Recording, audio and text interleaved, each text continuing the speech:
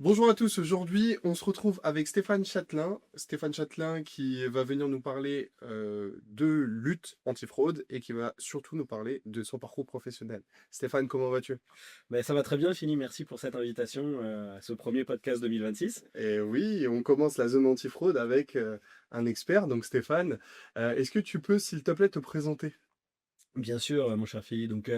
Stéphane Châtelain, pour ma part, ça fait une petite dizaine d'années que j'évolue dans la lutte contre la fraude, plus ou moins. Enfin, je suis responsable commercial chez des sociétés qui vendent des logiciels ou des services de lutte contre la fraude. Et j'ai fait à peu près 3 sociétés différentes. On va y revenir, je pense, dans ce podcast. Exact. Et c'est à des pans différents du parcours client et de l'expérience client. Mais on va détailler ça par la suite. Mais voilà, donc ça fait une petite dizaine d'années que je suis dans la lutte contre la fraude. D'accord. Alors du coup, allons tout de suite dans le vif du sujet. Allons-y, allons-y. T'as commencé par quel pan, d'une part, de la vérification, et t'as commencé par quel pan du parcours? Alors en fait, j'ai commencé, alors pas du tout au début du parcours, j'ai finalement presque fait l'inverse. Je suis parti du milieu et je suis revenu vers le début. Ok. J'étais dans les télécoms et la société a commencé à vendre des solutions de mobile identity. C'est des solutions liées aux opérateurs télécoms pour authentifier un utilisateur mobile et ce genre de choses. Donc j'ai fait ça quelques années. Ensuite, je suis allé chez, on peut dire les noms? Bah oui, tu peux dire Je les suis allé noms. chez Onfido, donc une solution de vérification de pièces d'identité et de parties biométriques. Donc la concordance, on va y venir, je crois, on a un petit passage sur la vérification Yes. d'identité, mais voilà. Et désormais, je suis chez Trustful. Donc là, je pense qu'on fera tout un pan. On fait de l'OSINT, Ok. donc tout ce qui est Open Source Intelligence, je détaillerai par la suite, mais où on va aller regarder la trace numérique utilisateur et justement pour faire de la concordance avec la suite du parcours client, donc potentiellement la pièce d'identité et tout ça. Là, on est vraiment au tout début de parcours, donc basé sur les emails, les numéros de téléphone, le nom, prénom et tout ça. D'accord. Donc en gros, pour des personnes qui ne connaissent absolument pas ce domaine-là, on va essayer de vulgariser le plus possible pour que ce soit très simple à comprendre en fait au final, en nous écoutant. Donc bon, on va revenir tout de suite par la première entreprise dont tu as parlé, Mobile ID. Qu'est-ce que c'est que la Mobile ID? C'était quoi les use cases? Quels sont le type d'entreprise que tu visais à l'époque? Et quel était le bénéfice pour ces entreprises? Alors, moi, Mobile Identity, j'y ai jamais vraiment cru. Non, parce que, en fait, à l'époque, quand j'ai commencé à vendre ça, déjà, tous les opérateurs français n'étaient pas inclus. Il y avait juste Orange, Bouygues et SFR. Ok. Free Mobile est arrivé après. Mhm. Et là, aujourd'hui, depuis quelques temps, il y a ça s'appelle Projet Camara. Donc, c'est à l'initiative de la GSMA, donc l'Association globale des opérateurs télécoms du monde, D'accord. et du coup, de créer une solution uniformisée de tous les opérateurs dans le monde entier. Et donc là, ça commence à avoir une vraie valeur parce que avant, il y avait Orange qui fournissait un service, SFR un autre, Bouygues un autre. Nous, notre société, on devait tout uniformiser, avoir un prix commun alors que leur prix n'était pas équivalent. Donc c'était un peu très compliqué à vendre. C'est quoi le service justement en fait qu'ils proposent? Alors, ça permet de savoir, par exemple, depuis quand un utilisateur est propriétaire de sa ligne, D'accord. pour éviter ce qu'on appelle le SIM swapping. Très vulgarisé, c'est un peu plus technique que ça, mais très vulgarisé, quelqu'un qui va usurper ta carte SIM, il va déclarer, il va essayer de demander une nouvelle carte SIM en ton nom et il va usurper ton numéro de téléphone. C'est un peu plus compliqué que ça, mais pour vulgariser et schématiser, ça va être ça. Et donc, on va demander à l'opérateur depuis quand cette SIM elle est active. C'est une des informations. Et donc, si la SIM est active depuis, par exemple, plus de 6 mois, bon, bah, a priori, je suis assez certain que cette personne qui est en possession de cette carte SIM, bah, elle vient pas de changer, elle vient pas de faire une magouille ou un truc comme ça. Donc ça, c'est une des informations. Il y a aussi de l'aide, ce qu'on appelle form filling et match form. Donc en gros, quand tu remplis un formulaire, nom, prénom, email, numéro de téléphone, adresse postale, blablabla, on peut demander à l'opérateur télécom de est-ce que c'est bien les mêmes informations. Et ils vont dire bah, à quel point c'est équivalent à ce qu'eux, ils ont dans leur base de données. Et D'accord. l'inverse, bah, le form filling, donc c'est de auto-remplir avec les informations de l'opérateur télécom. Donc voilà, c'est pas mal de petits trucs comme ça, soit pour améliorer l'expérience client, soit pour valider les informations que l'utilisateur a rentrées. D'accord. Donc ça veut dire que ton entreprise, ce qu'elle faisait, c'est qu'elle vendait à des retailers potentiels. Retailer, banque, assurance, finance, paris, enfin qui avaient besoin de faire quoi au final? En fait, elles avaient besoin de faire quoi ces entreprises? Pourquoi elles s'adressaient à, Alors, en fait, toutes les entreprises aujourd'hui, et c'est encore plus le cas aujourd'hui, dès qu'il y a de l'argent en jeu, Mmh. Heu, peu importe, hein, louer une voiture, commander, chez Carrefour ou Auchan, en drive, acheter un produit chez, Decathlon, Intersport, Go Sport, Ça va, on n'est pas à la télé du cinéma, on s'en fout. non, mais pour dire que c'est peu importe, en fait, finalement, il y a de l'argent en jeu, donc j'ai besoin de m'assurer que la personne qui est en face de moi, Ouais, est bien celle qu'elle prétend être, tout simplement. OK. Et donc toutes les sociétés ont un peu ce besoin-là et cette offre opérateur, parce qu'on part du principe qu'un opérateur télécom, bah, il te connaît. A priori. Et c'est pas toujours vrai. Mais, et c'est aussi pour ça que j'y croyais un peu moyen à l'époque, même si ça s'est bien amélioré avec le temps. Hem, oui, voilà, en fait, le but des entreprises, c'est de savoir, bah, est-ce que, je parle à Philly, est-ce que c'est bien Philly qui est en face de moi? Surtout dans un monde où maintenant, beaucoup de choses sont digitales.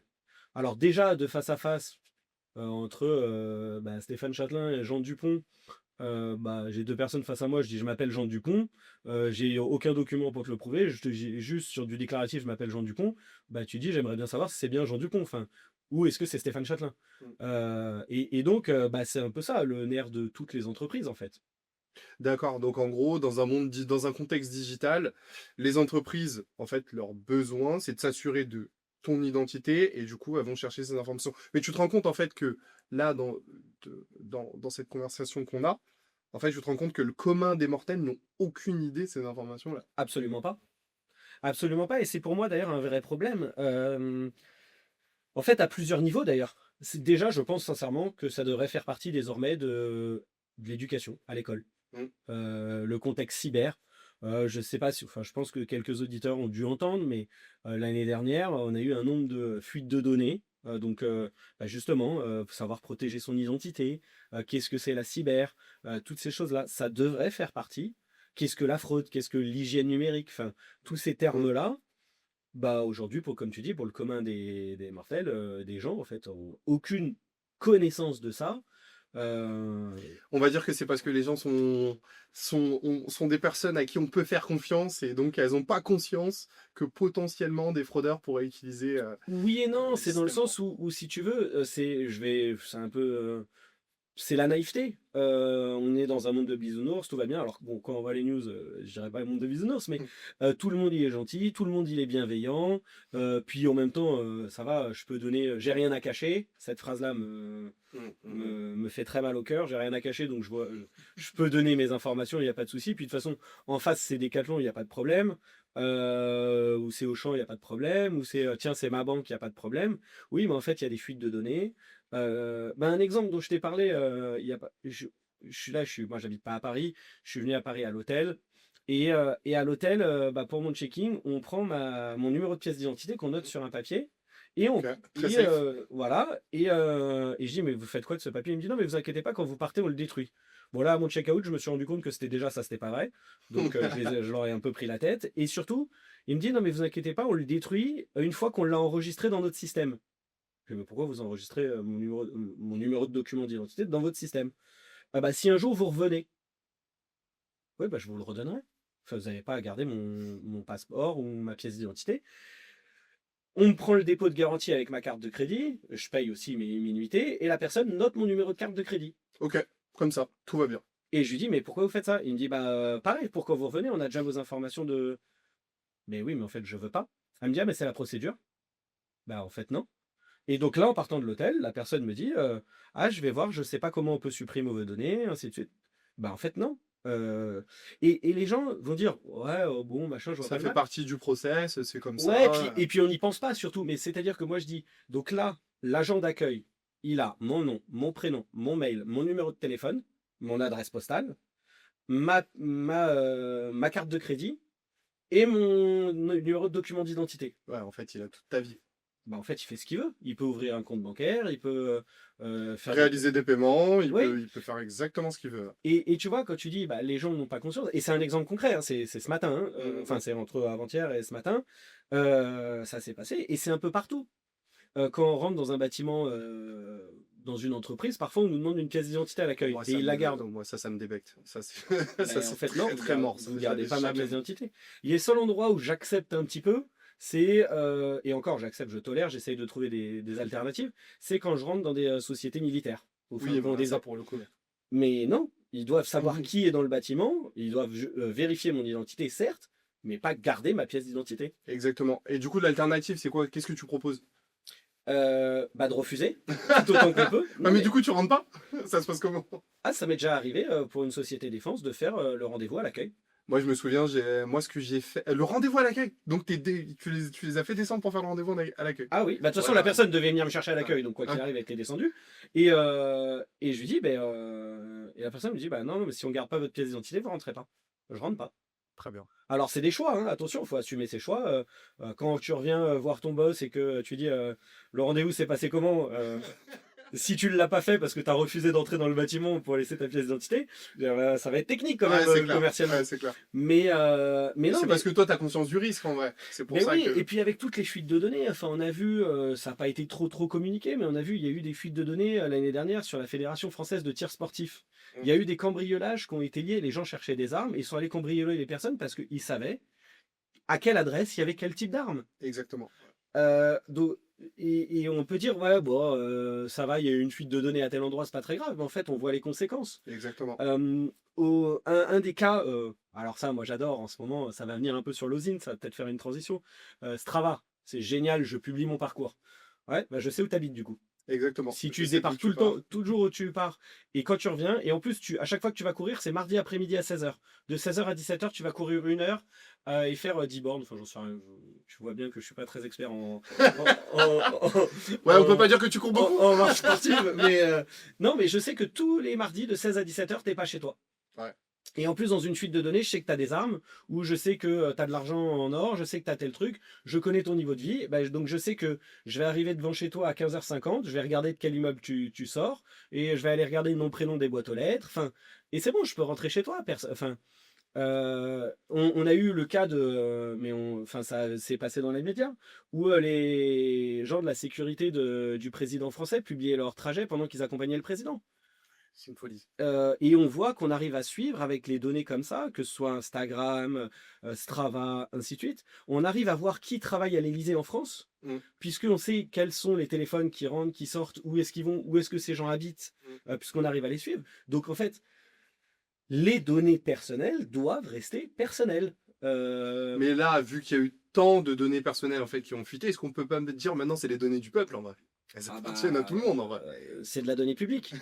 Ce qui est d'ailleurs le RGPD, enfin le règlement de protection des données personnelles, qui est un peu... non, c'est filmé, je ne peux pas le dire comme ça, mais...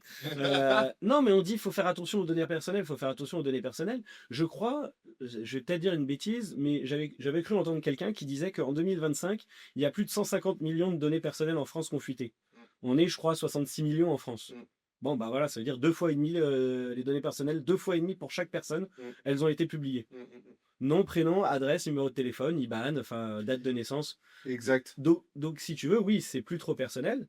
Je sais pas si ça peut me permettre de donner un conseil. Vas-y, je t'en prie. Oublie que t'as aucune chance. Non, je parle.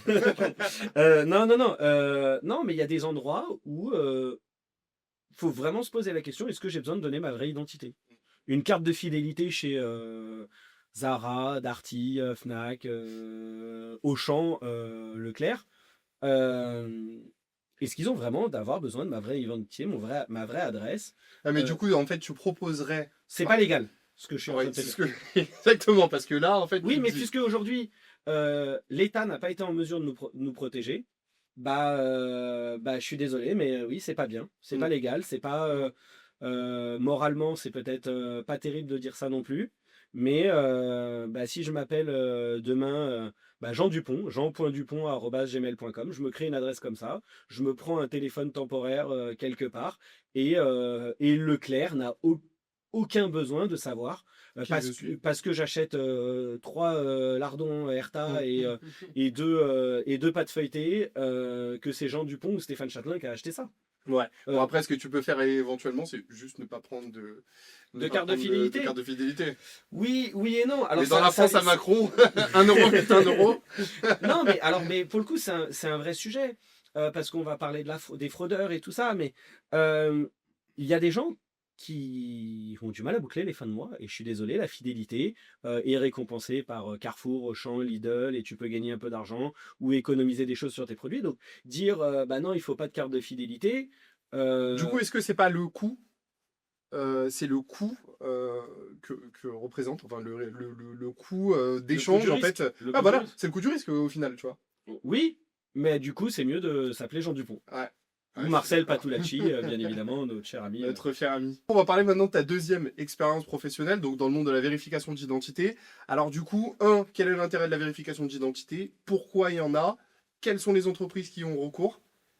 Et Ça fait enfin, beaucoup de questions quel déjà. est l'outil? Alors, global, ouais. En fait, ce que je veux, c'est vraiment que tu me dépeignes d'abord le besoin, pourquoi on fait ça, d'accord? Alors déjà, très simplement, c'est une obligation légale pour tout ce qui est lié au financement.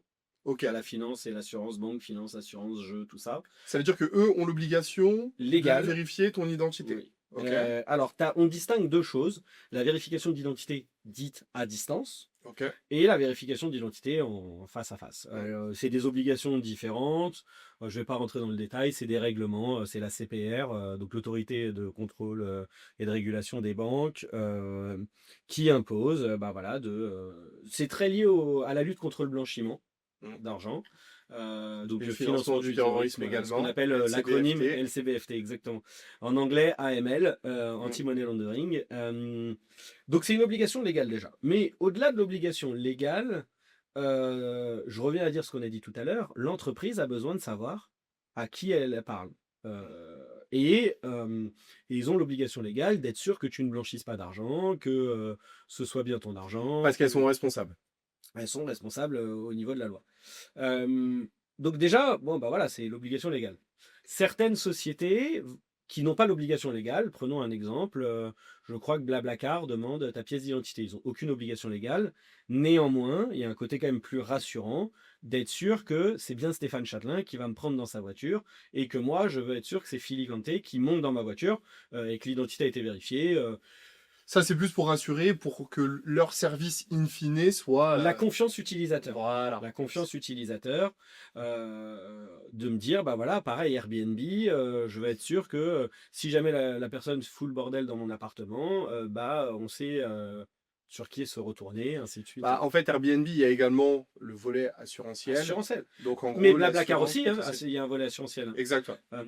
Mais au-delà du côté assurantiel, c'est vraiment la confiance pour toutes ces, on va dire, ces marketplaces. Le bon coin. Le Bon Coin, Vinted, alors j'aime. Ouais, aussi. On en Aussi. parlera tout à l'heure. Aussi. Non, non, mais voilà. Donc il y a soit le volet réglementaire, soit le volet confiance utilisateur. Euh, sont les deux cas principaux qui vont pousser à faire une vérification d'identité. D'accord. Et bah, c'est pour ça que quand on doit ouvrir un compte bancaire, on est obligé de transmettre un certain nombre de documents. Donc, en général, justificatif de domicile, carte d'identité, parfois même des justificatifs de revenus, Provenance des fonds. provenance des fonds, d'où vient l'argent, etc. Donc là, chez Onfido, du coup, tu bossais sur la partie vérification d'identité, mais sur quel type de document? On faisait, bah, pour le coup, il y a des sociétés qui font de la vérification de tout type de documents. Ok. Chez Onfido ou nos confrères, hein, je m'en fous, il y avait Jumio, Verif, ID Now. Enfin, il y a plusieurs sociétés qui font ça, qui sont Mhm. plutôt très compétentes. Mhm. On était vraiment focus sur la pièce d'identité. Ok. Passeport, carte d'identité, permis de conduire, titre de séjour.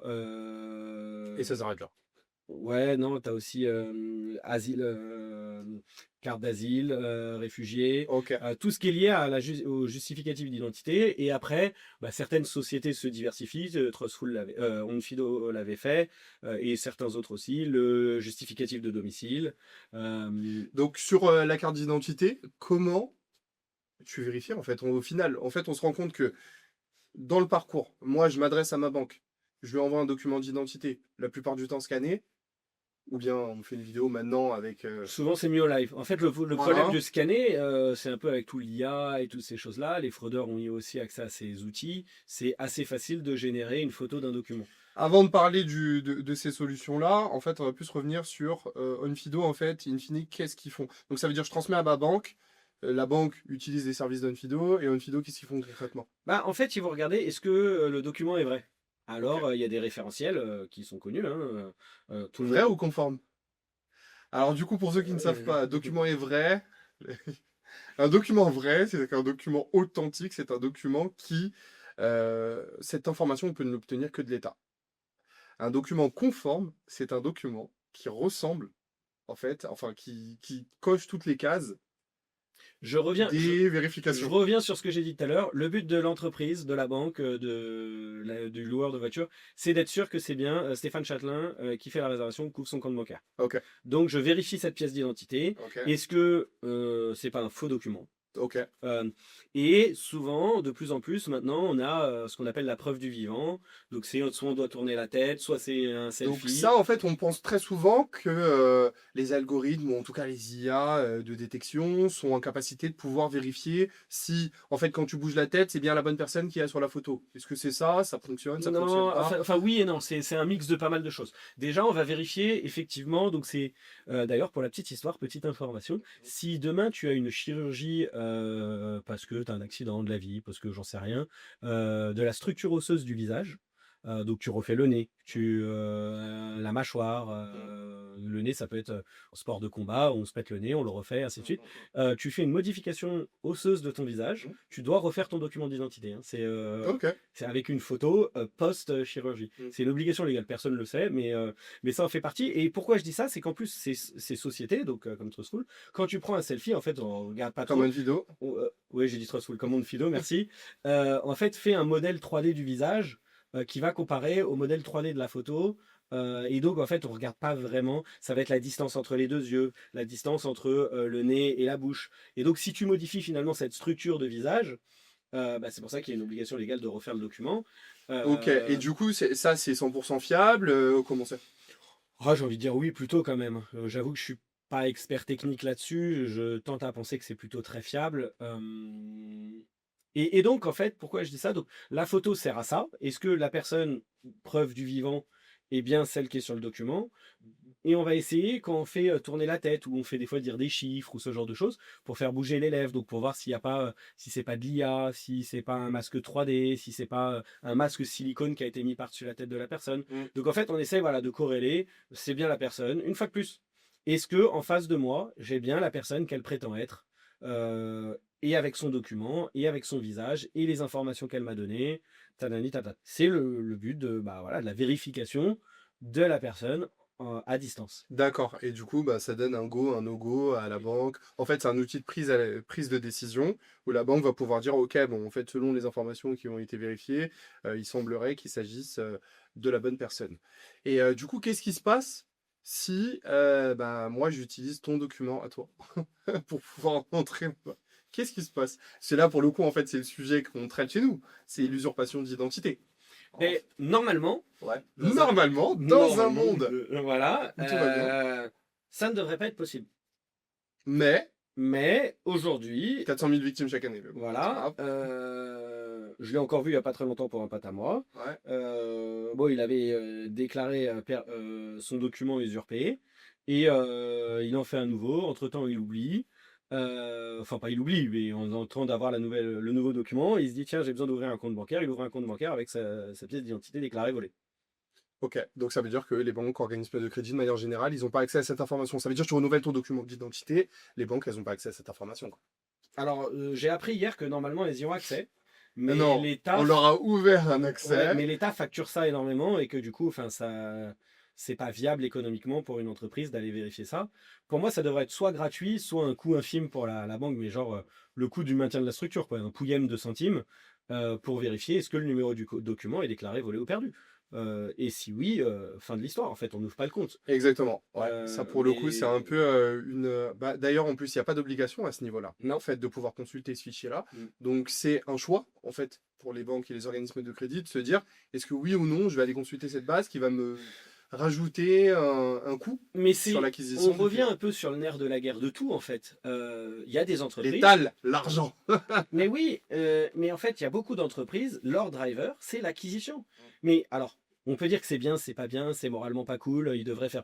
Non, mais d'accord. Mais si l'entreprise n'est pas rentable financièrement, ne génère pas d'argent, il n'y a pas de business, il n'y a pas d'employés, on ferme, on Mm. vire tout le monde, et ainsi de suite. Donc on doit faire de l'argent. Mm. Quoi qu'il arrive, enfin, c'est le but premier d'une entreprise, Exact. pas des associations. Mm. Donc voilà. Mais certaines entreprises, bah, en fait, le driver principal, parce que les investisseurs, blabla, c'est l'acquisition client. Donc tout ce qui freine l'acquisition client, j'en veux pas.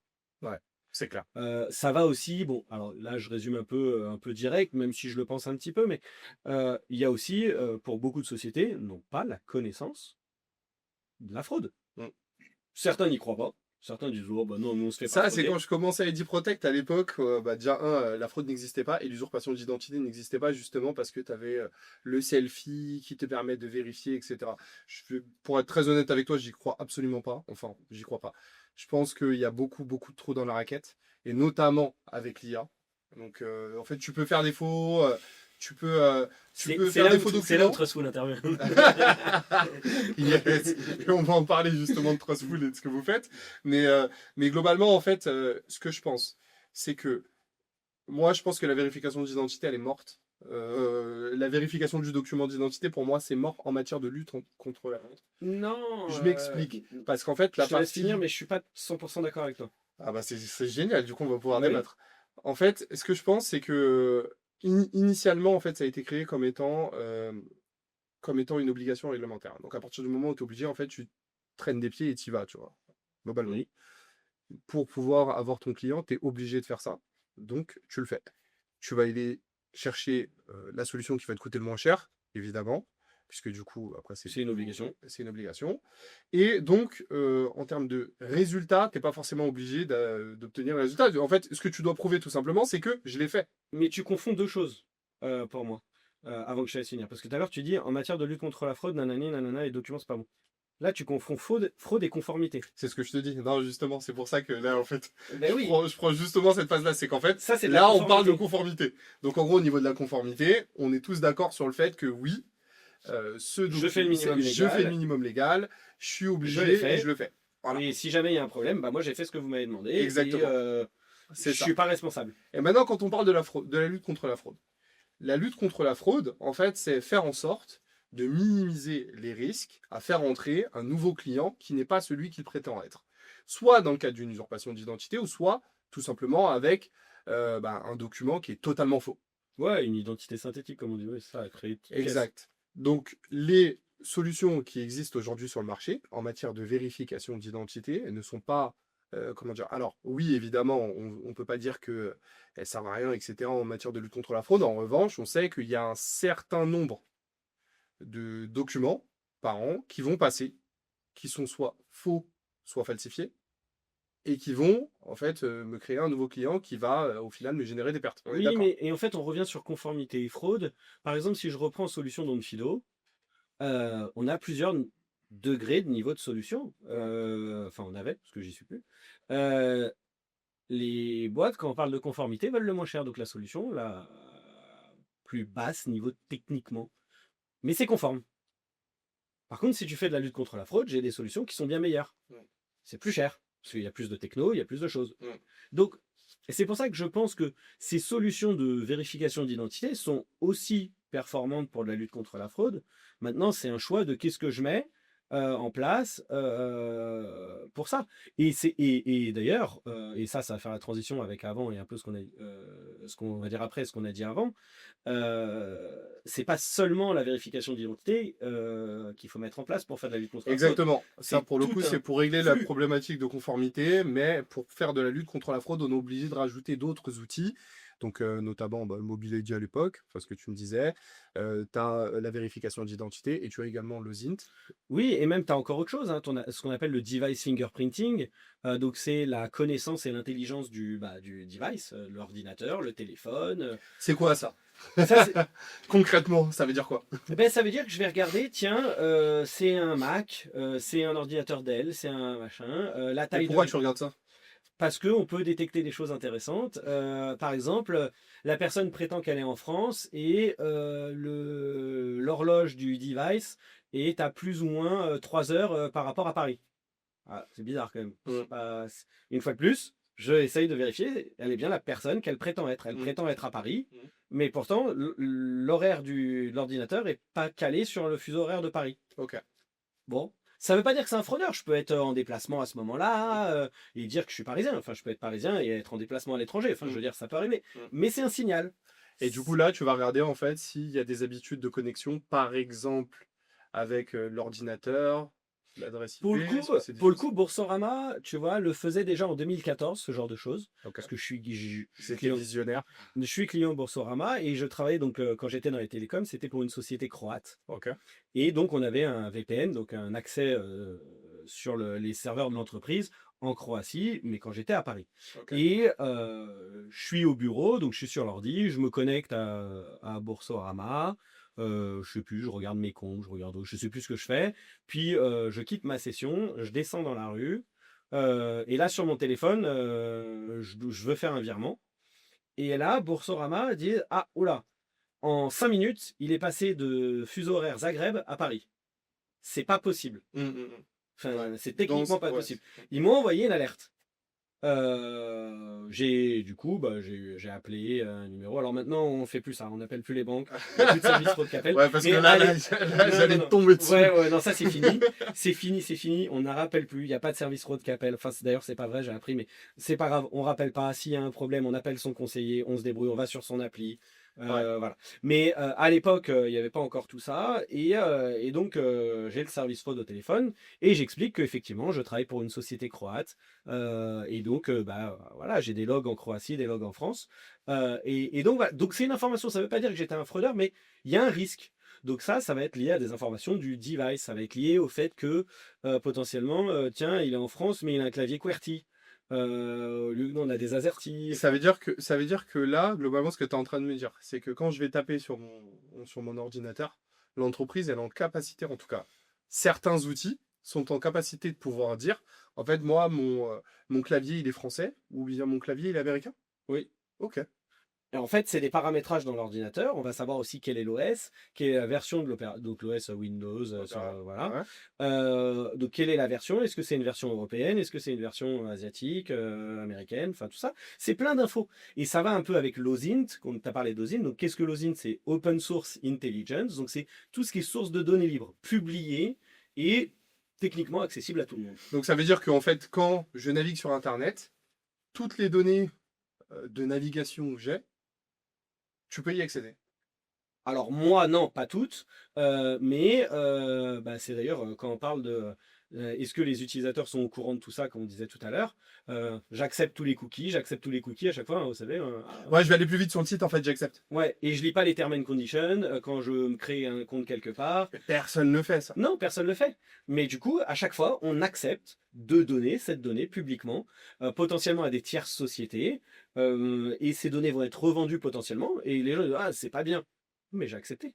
Parce que j'ai pas lu, alors j'ai pas lu, c'est ok, mais j'ai accepté. Donc, toutes ces informations-là sont publiées sur le web. Tout à l'heure, on parlait de Strava, Exactement. les parcours. Mm. Quand je publie ça sur le web, c'est publié quelque part. Ça devient, si je mets pas des trucs privés, et encore, on pourrait débattre de ce côté privé, mais en tout cas, si je le laisse en public, c'est accessible publiquement.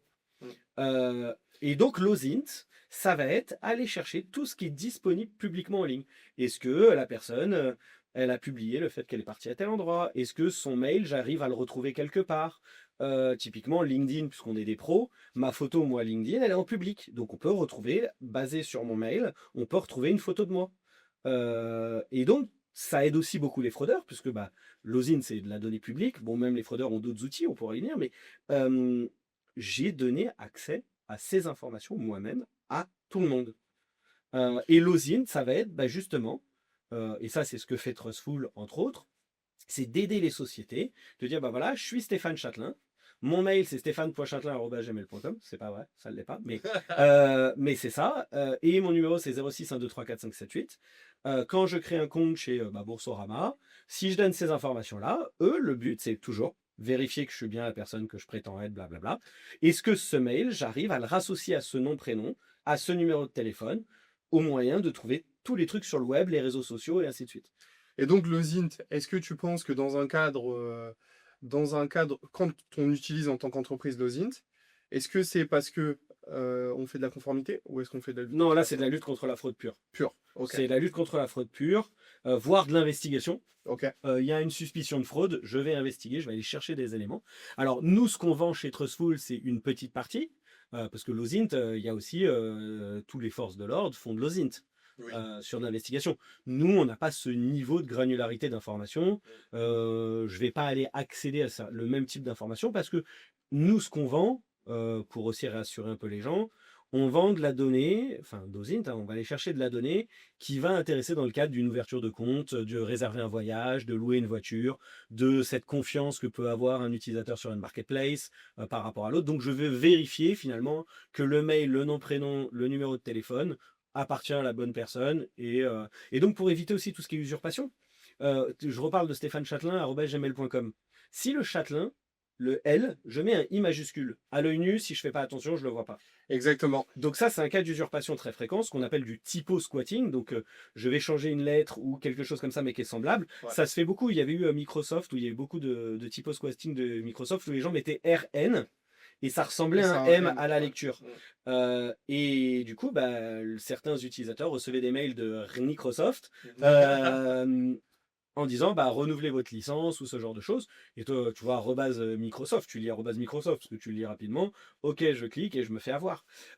Et donc, nous, si on fait dans cette OSINT-là, nous, on va, en fait, pour le coup, l'ordi est pas très intelligent ou très intelligent, on peut le voir dans les deux sens, Mm. mais il va dire Microsoft, que lui, ce soit Microsoft ou Microsoft, en fait, lui, il le prend en l'état, en fait, c'est une chaîne de caractères, une suite de caractères, et il va chercher un Microsoft quelque part.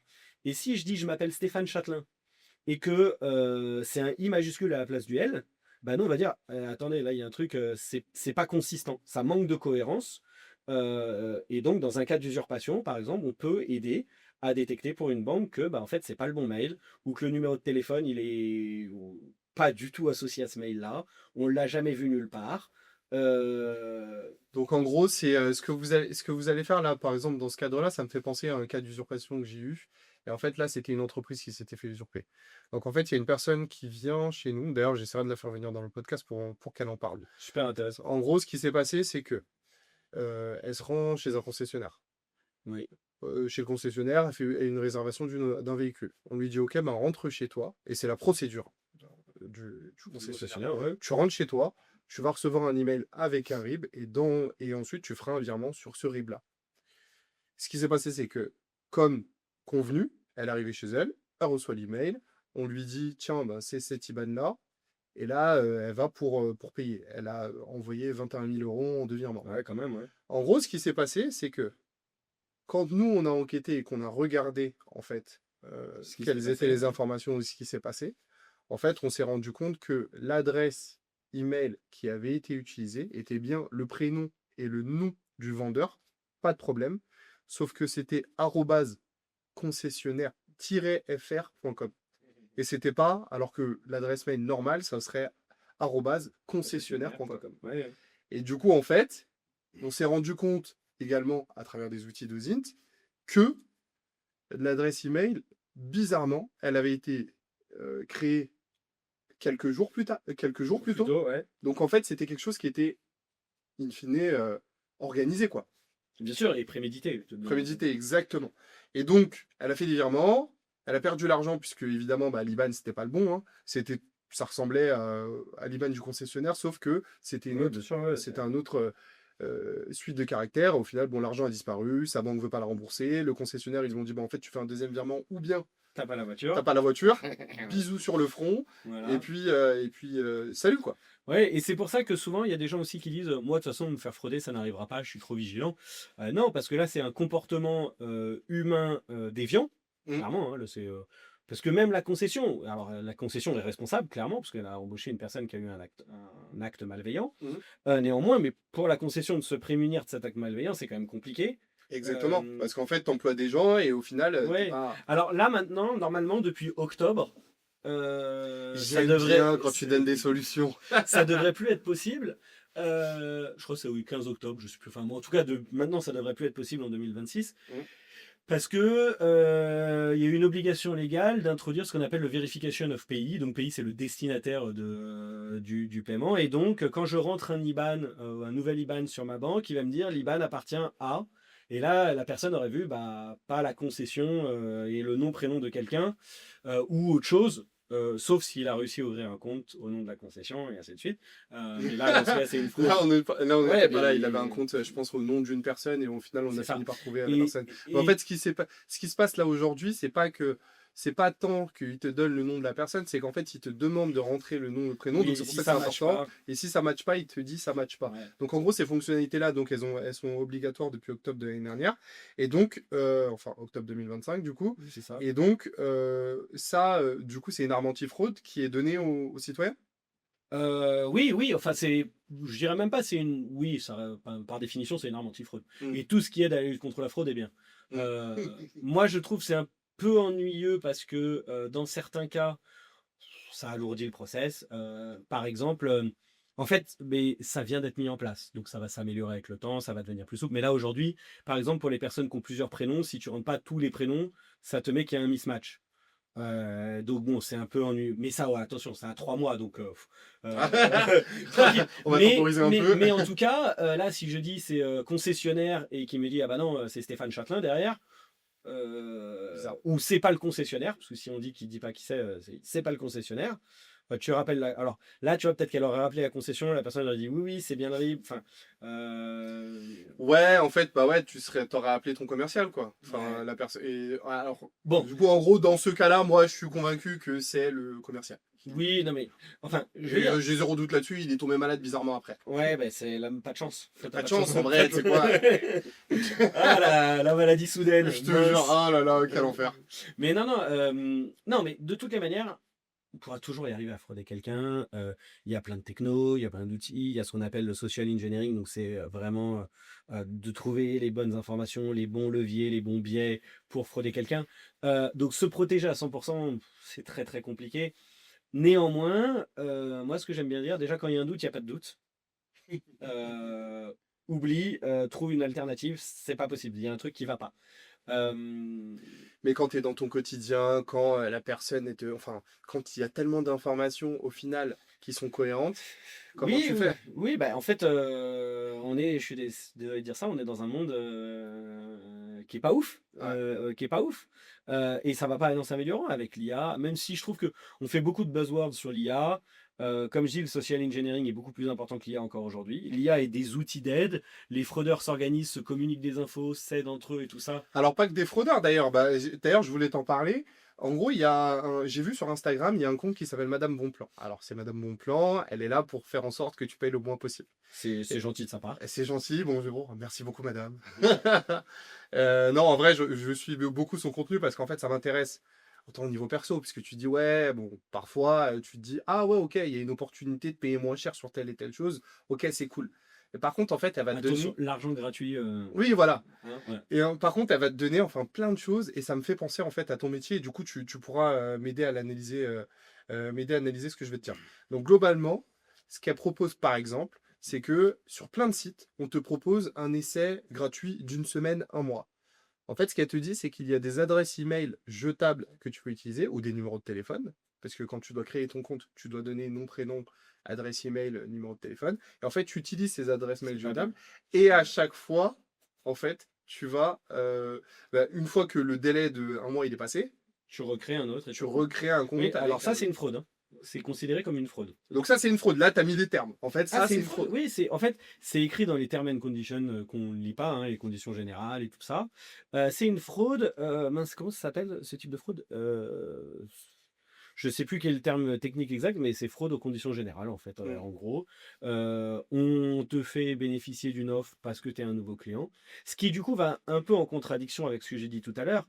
Moi, c'est, par contre, je disais de créer des faux mails et faux numéros pour les retailers, pour les cartes de fidélité, enfin, pour ceux qui n'ont pas besoin de connaître ton nom.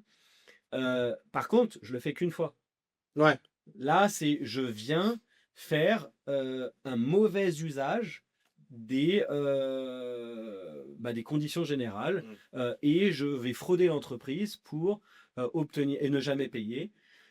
Une fois de plus, c'est la morale de chacun. Alors là, on va, alors là, Ça devient un peu, tu vois. Non mais on c'est va la reprendre ce morale que de tu dis chacun. parce alors, ce que tu disais, c'est que toi, tu le fais qu'une seule fois, dans le sens où en gros, tu as ta carte Je de fidélité. protège mon Du identité. coup, tu protèges ton identité. Donc, c'est dans ce Voilà. sens-là. Toi, tu vas pas l'utiliser dans le cadre pour D'abuser des avoir conditions abusé commerciales. Voilà, exact. Ouais. Et Ouais, c'est mieux de préciser quand même. oui, non mais parce que et après, tu vois, en fait, Mais dans la France à Macron, en ouais, vrai. exact, ouais, voilà, Tu vois, ça me fait mal au cœur. mais en fait, Ça me fait mal au cœur. les gens te disent ça. Tu vois, quand tu regardes le contenu de Madame Bonplan, en vrai, tu te dis, ah, ok, bah, c'est cool. En fait, tu peux avoir un Puis truc c'est pas si gratuit. Et puis grave. voilà, c'est pas si grave. Mais en fait, c'est de la fraude. Il faut mettre le Oui, terme oui, oui. dessus. Et Et en le fait, deuxième presque en aspect, ce plus, qu'a fait. ce qui est devenu en France, moi qui me dérange un petit peu, et sans faire une éthique grande, une morale improbable, c'est qu'en fait, la fraude, c'est un peu démocratisé, et presque si tu ne le fais pas, t'es bête. Tu vois, mais pourquoi tu payes ce service? Parce que si tu mets des mails tous les mois, bah, tu as 1 mois offert ou 2 mois, ou enfin peu importe.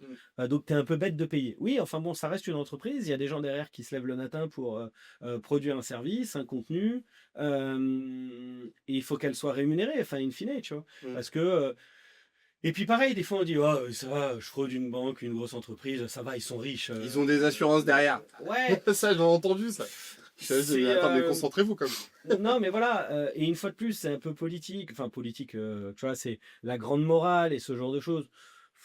Moi, je dis pas que tout est blanc, tout est rose et qu'il faut être dans le monde des bisounours, mais euh, c'est déjà pas évident. Viens, on se rajoute pas des problèmes. Ouais. Et, T'as un et- deuxième exemple justement de fraude qui est devenue. Enfin, de fraude, hein, c'est vraiment une fraude, mais qui est entrée dans les usages courants. J'en ai plein. Non, bah, la fraude au retour, pareil, c'est une fraude aux conditions commerciales. Je dis que j'ai pas reçu le produit, et puis bah, voilà, je me fais rembourser, et puis voilà. Mm. Euh, Il y a une autre fraude aussi qui est très connue. Je dis à l'entreprise, bah, je veux retourner le produit. Quand je sais qu'en dessous d'une certaine somme, ils ne me le redemandent pas. Voilà, et c'est une fraude. Mm, mm. C'est pas très grave, c'est une grande entreprise. C'est grave. Ouais. Non, mais, Et tu vois, t'as c'est. également l'IPTV, la dernière fois tu me parlais de ça. Ouais, bah ça, l'IPTV, c'est un grand C'est une fraude dossier. ou bien c'est quoi en fait ça? Est-ce Ah, que toi bah, tu considères ça comme une fraude? techniquement, c'en est une. Attendez, techniquement, c'est une.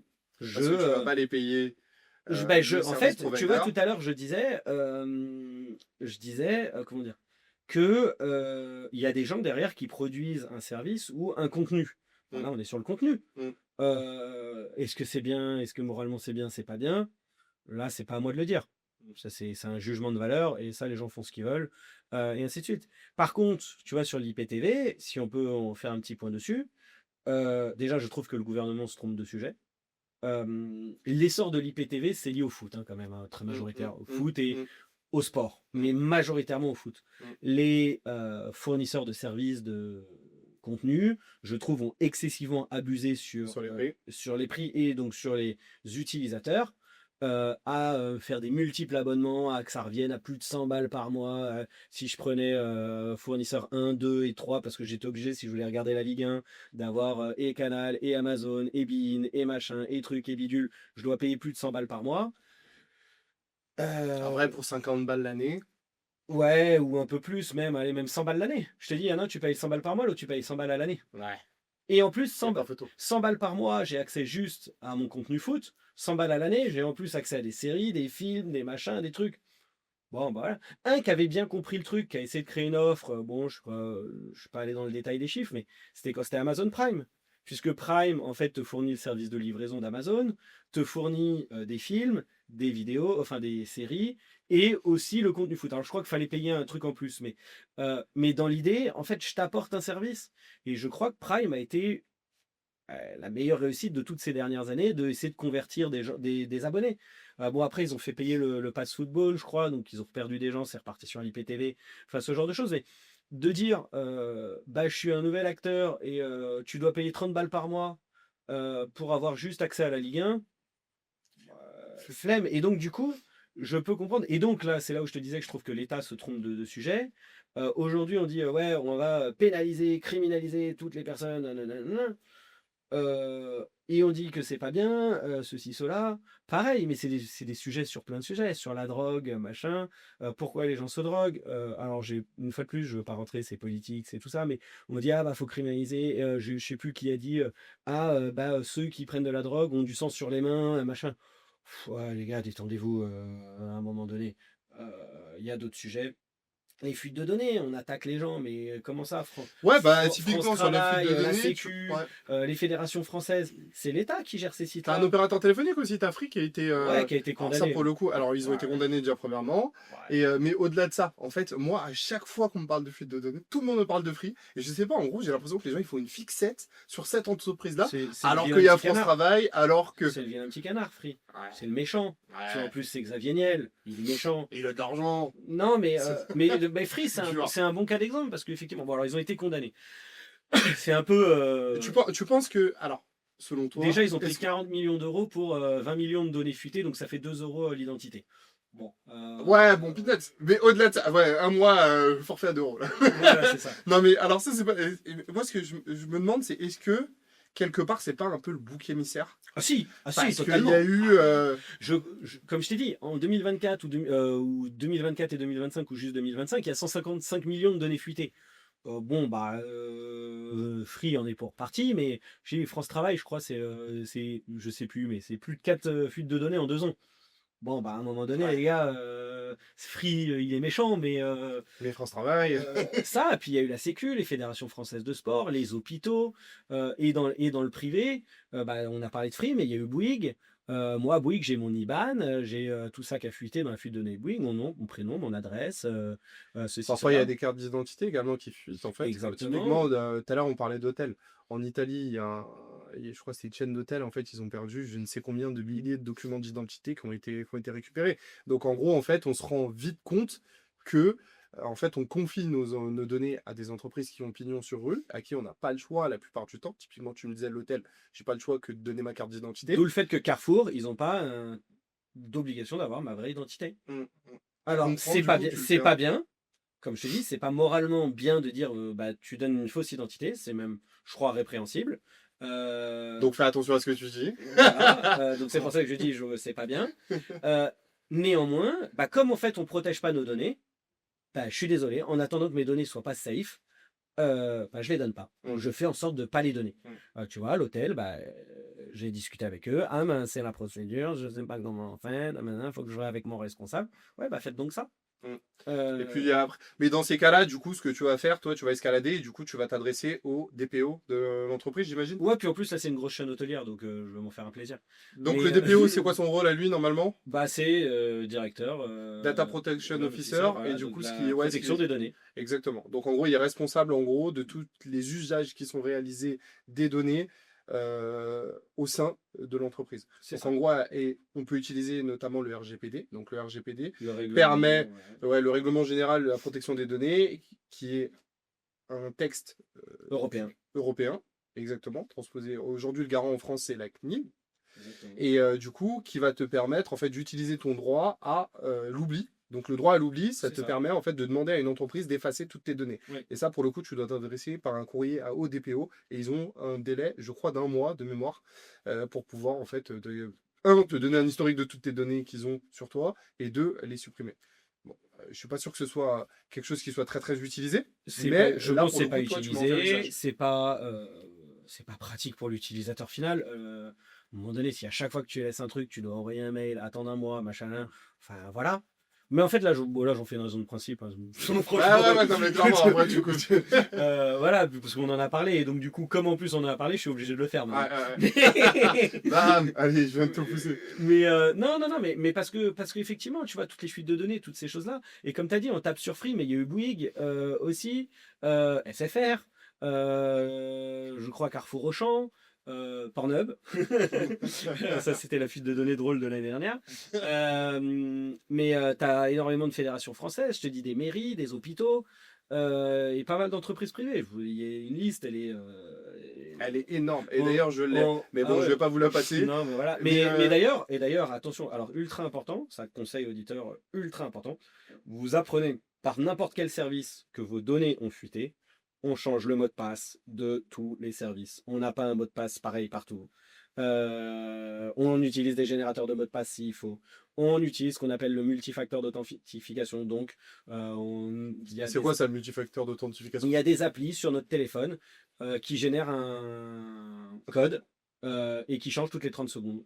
Et pour se loguer Pour se connecter. ouais, pardon, merci, à un service, et bah en fait on va te demander ce code qui est sur ton téléphone. Ok. Donc tu es le seul à avoir la possession. Ok. Et ça évite que bah, si j'ai volé ton nom, ton prénom, ton mail, ton mot de passe, et ainsi de suite, de pouvoir me connecter à ton compte. Ouais. Ok. Et donc générateur de mots de passe pour avoir des mots de passe complexes, le multifacteur d'authentification. Je pense que je vais faire une très belle transition. Je n'envoie pas un document d'identité par mail, c'est interdit. Je ne stocke pas une pièce d'identité dans ma boîte mail. Si je dois envoyer ma pièce d'identité à quelqu'un, soit c'est un lien sécurisé, c'est d'ailleurs même presque une obligation, mais bon, c'est très compliqué d'en avoir, soit j'ajoute un filigrane. Alors peut-être je peux te retourner une question. Qu'est-ce qu'un filigrane sur un document d'identité, Philippe? Ouais, un filigrane, en gros, c'est une marque en fait qu'on va apposer sur le document d'identité. En général, en fait, on va dire l'usage pour lequel on envoie le document et potentiellement la date, etc. Et donc que ce ne soit pas utilisé en dehors de cet usage-là. Donc ouais, le filigrane, c'est vrai que c'est méga important pour pouvoir protéger nos données quand on les envoie. Mais en fait, on se rend vite compte que quand on envoie nos données à des entreprises ou à l'État avec un filigrane, ça ne fonctionne pas. Tu m'as dit ça hier, là. C'est pas moi qui te l'ai dit, mais j'étais là quand la personne l'a dit. Donc, C'était Sébastien, en effet. ouais, c'est ça. Que tu inviteras, j'espère, à ce podcast. Évidemment. Et non, oui, bien évidemment, il y a plein de services qui ne l'acceptent pas. Il y a plein de. Mais du coup, en gros, on me demande à ce qu'on utilise un filigrane et après, au final, les entreprises, elles ne veulent pas l'utiliser. Ouais, ben. Mais en fait, ça s'explique très facilement. C'est parce qu'en fait, un outil comme celui que proposait Enfido sur la vérification d'identité, s'il y a un filigrane, en fait, le résultat sera faux. Ils savent pas lire. Ils savent pas lire le document. Ils vont dire que le document, bah, il est faux puisque Ouais. l'outil qui Oui, va mais les vérifier- services de l'État devraient accepter les filigranes de l'État déjà au moins. Voilà, faire attention à ce que. Mais en effet. Tu Non, vois, mais c'est vrai. Non, mais c'est vrai. C'est une des raisons de protéger ses données personnelles. Bah, Moi, je attends, trouve- j'ai un autre Je trouve cas. que pour le coup, ta solution ID Protect, je pense qu'on va en reparler après, mais qui est vraiment bien pour les particuliers, parce qu'on peut mettre des filigranes. Ça va devenir, je te le souhaite, mais vraiment de tout cœur, parce que je trouve ça ultra important, le 3D Secure du document. Donc, à chaque fois que ton document d'identité sera utilisé par une société privée, tu recevras une notification dans ton appli pour dire est-ce que c'est bien toi qui as ouvert un compte chez telle banque, ou demandé un crédit chez tel financeur, ou loué une voiture chez un tel, ou autre. Oui, c'est bien moi. Comme on reçoit des SMS quand on fait un paiement en ligne. Bah, ce sera exactement la même chose. Je te souhaite vraiment d'arriver à faire ça. Exactement. Bah écoute, ouais, en termes de développement, nous on a une 60aine d'acteurs aujourd'hui chez qui la protection est efficace. Donc l'objectif maintenant, c'est de pouvoir aller convaincre les organismes de crédit, les banques, etc. Enfin, certaines qui ne sont pas aujourd'hui clientes. Donc je t'avoue que, bah, en fait, justement, moi, très souvent, je me suis posé la question de savoir si, en fait, quand tu pitches à quelqu'un et tu lui dis en tant que citoyen, ok, en fait, bah, tu vois toutes les fuites de données, tu vois que ton document, il est partout, potentiellement, ou bien il est dans ton mail, ou bien voilà. En fait, qu'est-ce qui se passe? Est-ce qu'aujourd'hui, tu as un moyen de le savoir? Tout le monde va dire, ok, d'accord, mais en vrai, le 3D Secure du document d'identité, je comprends totalement, l'usage il existe. Pour les cartes bancaires, c'est quelque chose de très sympa, et la mise en opposition d'une carte d'identité, en vrai, quand tu le renouvelles pour tout le monde, en fait, tu penses que, bah, en fait, ton document d'identité, il sera plus utilisé, quoi. Mais le problème, c'est que, bah, justement, les banques, les organismes de crédit n'ont pas forcément l'obligation d'aller consulter le fichier de l'État, et donc forcément, bah, en fait, la mise en opposition n'existe pas. Donc c'est ça, en fait. En fait, ça va plus partir d'un engagement de ces organismes-là, quand on auront marre de payer des milliers d'euros en potentiellement PVD.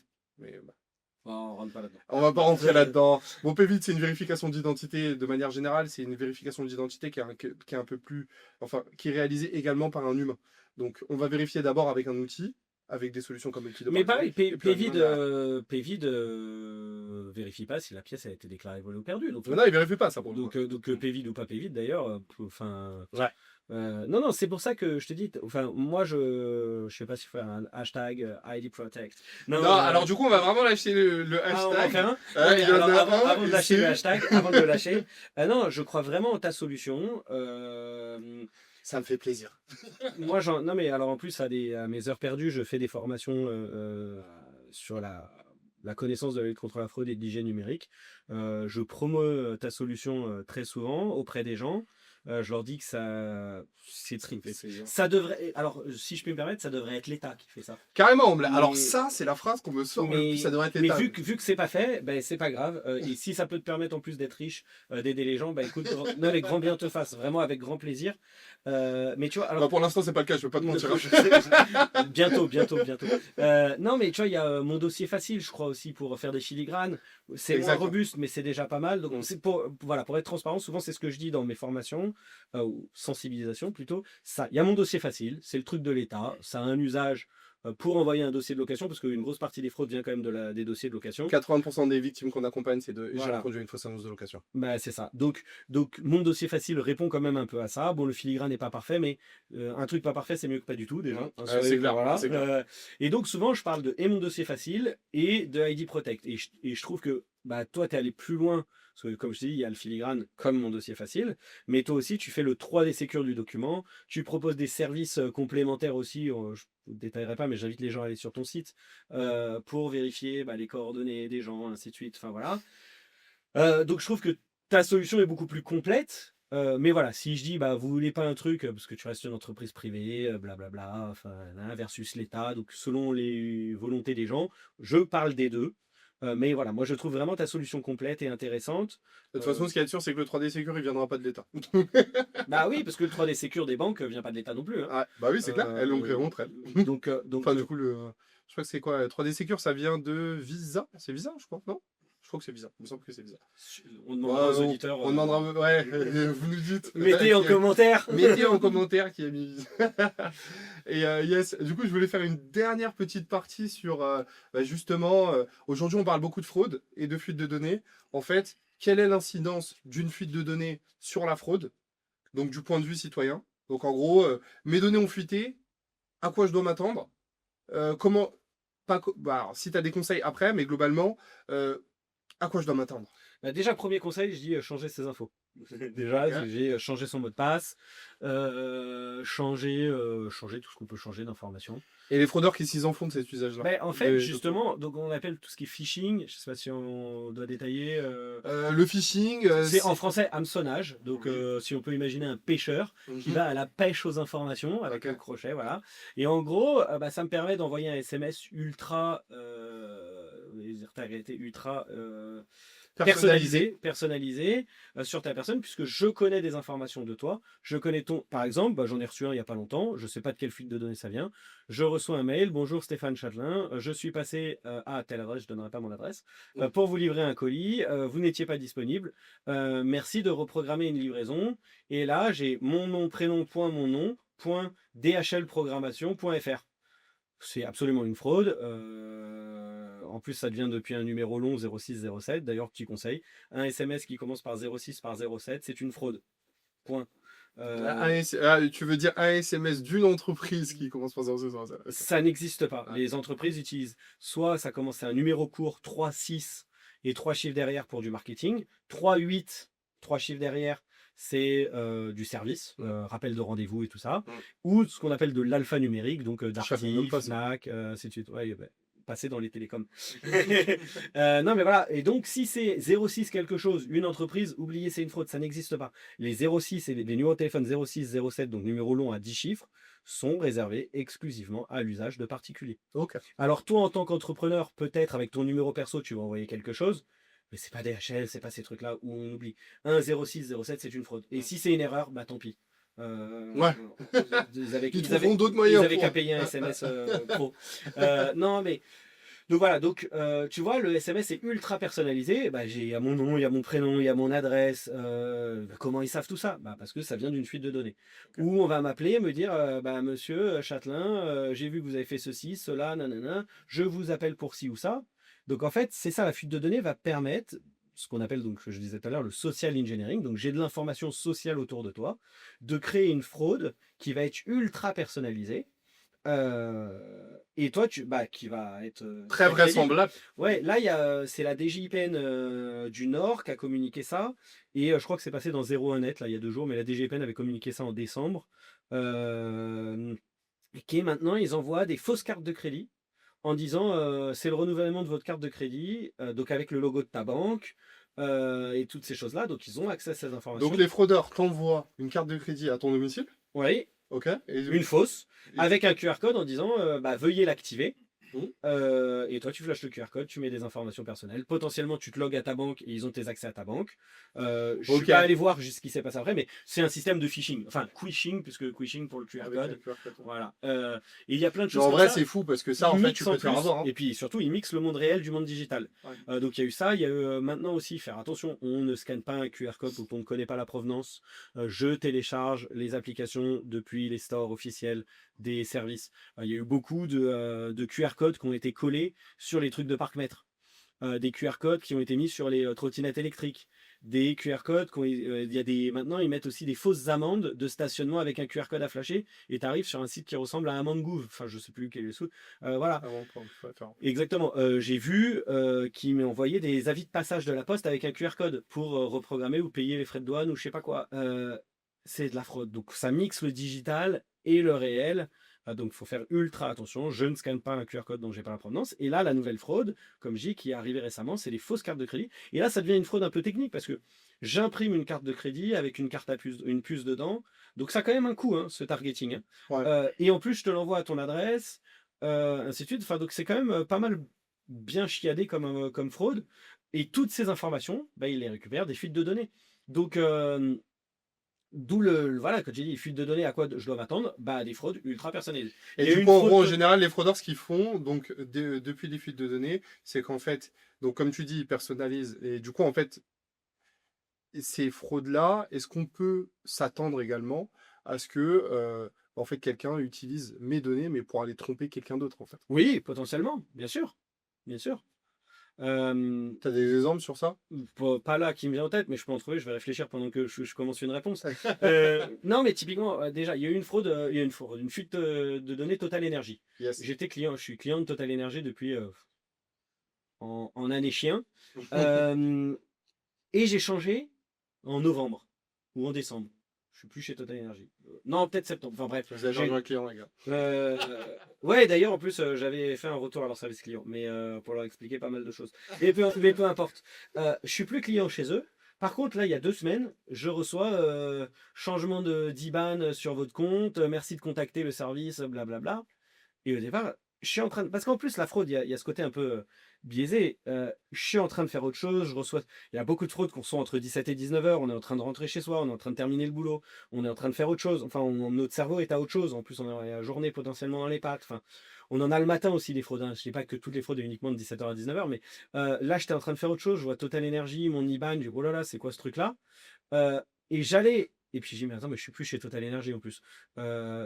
Donc, tu vois, ce genre de. Mais ils avaient l'information que j'étais client Total Energy.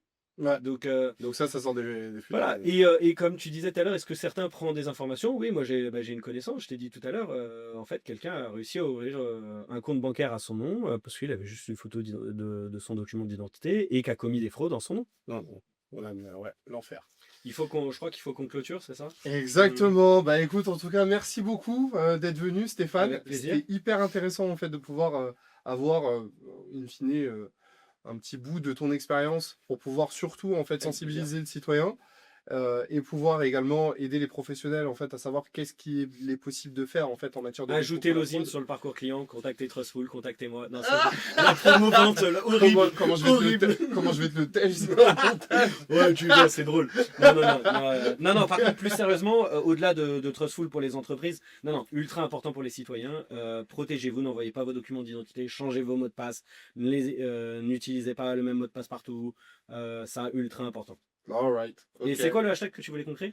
Et le hashtag, c'est je crois en ID Protect. Je crois en ID. Hashtag je crois en ID Project. Allez, merci beaucoup Merci Stéphane. Philippe. On se dit à la prochaine. À bientôt. Salut, ciao ciao. Je vous remercie d'avoir suivi ce podcast Zone Antifraude. On va parler à chaque fois avec des professionnels ou même avec des victimes de fraude pour pouvoir tout simplement sensibiliser la population et que vous puissiez en fait tirer un maximum des expériences de personnes qui sont experts dans le domaine. À bientôt.